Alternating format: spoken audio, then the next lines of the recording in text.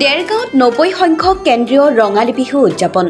গণশিল্পী ৰাজীৱ শদিয়া সোঁৱৰণী মঞ্চৰে দেৰগাঁও নৰেন শৰ্মা স্মৃতি পথাৰত ইংৰাজী ২৬ আৰু ২৭ এপ্ৰিল তাৰিখৰ পৰা উলহ মালহেৰে কেন্দ্ৰীয় ৰঙালী বিহু উদযাপন কৰা হয়। ১৯৩৫ চনৰে পৰা এই বিহুভাগ দেৰগাঁও সমূহ ৰাইজৰ সহযোগত কেন্দ্ৰীয়ভাৱে পালন কৰি আহিছে।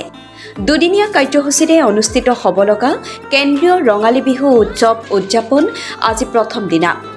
পুৱা পতাকা উত্তোলন কৰে উদযাপন সমিতিৰ সভাপতি প্ৰদীপ খাদৰিয়াই। দিনৰ ১১ বজাত বাৰেৰহণীয়া সাংস্কৃতিক শোভাযাত্ৰা উলিওৱা হয়। এই শোভাযাত্ৰাত বিভিন্ন জাতি জনগোষ্ঠীৰ সাংস্কৃতিক নৃত্য প্ৰদৰ্শন কৰে বিভিন্ন সাংস্কৃতিক দলসমূহ লগতে স্থানীয় ৰাইজসকলে শোভাযাত্ৰাত।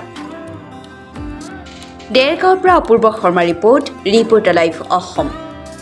আমি 90 সংখ্যক দেৰগাঁও কেন্দ্ৰীয় ৰঙালী উৎসৱ আমি আমাৰ সাংস্কৃতিক শোভাযাত্ৰা আমি আহি নগৰ অতিক্ৰম কৰি পুনৰ আমি বিহুদলীয় অৱদাপনত আছোঁ।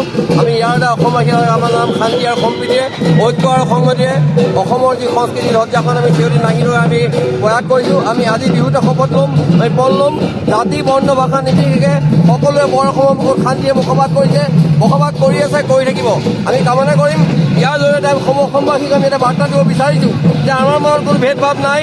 হিন্দু মুছলমান শিখ জৈন খ্ৰীষ্টিয়ান সকলো আমি একেলগে একত্ৰিতে বৰ অসমৰ বিহুত সংস্কৃতি ভেটি মানি আমি এই বহাগ বিহুৰ জৰিয়তে আমি ৰাইজলৈ বাৰ্তা প্ৰেৰণ কৰিম।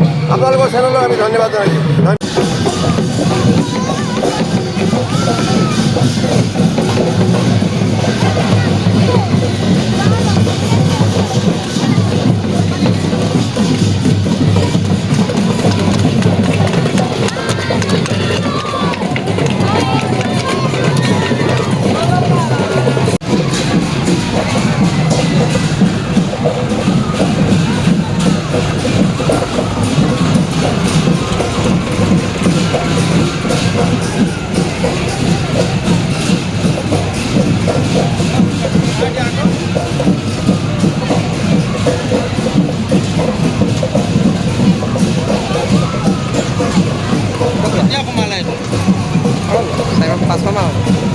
বেপাৰ আহিলে নে পাতৰ বেপাৰ কেনেকৈ আহিবা?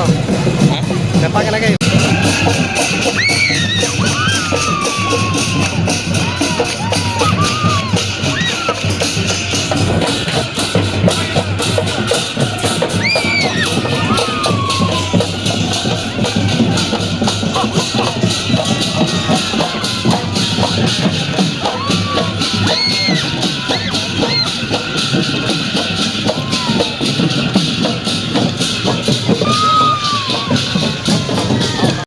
আজি সাংস্কৃতিক শোভাযাত্ৰা শুভ উত্তোলন বুলি মই ঘোষণা কৰিছোঁ।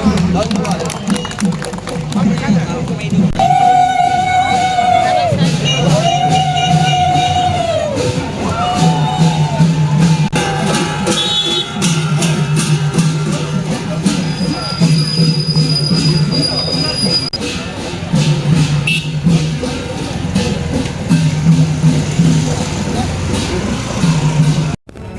Reporter live Assam.